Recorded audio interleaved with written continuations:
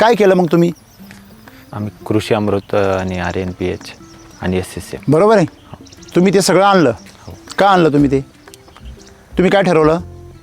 मातीसाठी काहीतरी करायचं. आता जे आर्थिक परिस्थिती आपली बिघडत चालली, खर्च वाढत चालला, उत्पन्न कमी होत चाललं, तर यासाठी काहीतरी करायचं. बरोबर आहे. आता मी बघितलं, आज आम्ही सकाळी गेलो होतो औंढा नागनाथला. बरोबर आहे ना? बरोबर आम्ही 5:30 वाजता तिथे पोहोचलो. आम्हाला असं वाटलं का आमचा नंबर लागतो का नाही. बरोबर की नाही? आमच्याकडची आम्हाला त्र्यंबकेश्वरची सवय ना. तिकडे 5 5:30 वाजता तुम्ही पण काही गेले असतील ना कधीतरी. काय परिस्थिती राहते? 4 वाजता सगळं शहर उठलेलं असते. बरोबर आहे की नाही? अहो आम्ही 5:30 वाजता सोडा, 6 वाजेपर्यंत अख्खी बाजारपेठ सामसूम. हो, फुलांचे दुकानं बंद, तिथं कोणीच नाही, काहीच नाही, फक्त आम्हीच.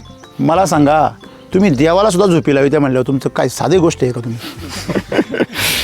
हां, जो देवाला सुद्धा झोपी लावितो देवा. मला सांगा, तुमचा धंदा आहे, तुम्ही सकाळी लवकर उठले तर 2 गिऱ्हाईक जास्त भेटतील, त्यांना बी सेवा मिळेल ना. पण इथं काय आपलं, आपल्या टायमात जो येईल तो आपला. हां, सर आळस नाही का, जडपणा नाही का हा? आणि म्हणून आपल्याकडे प्रगती नाही आहे.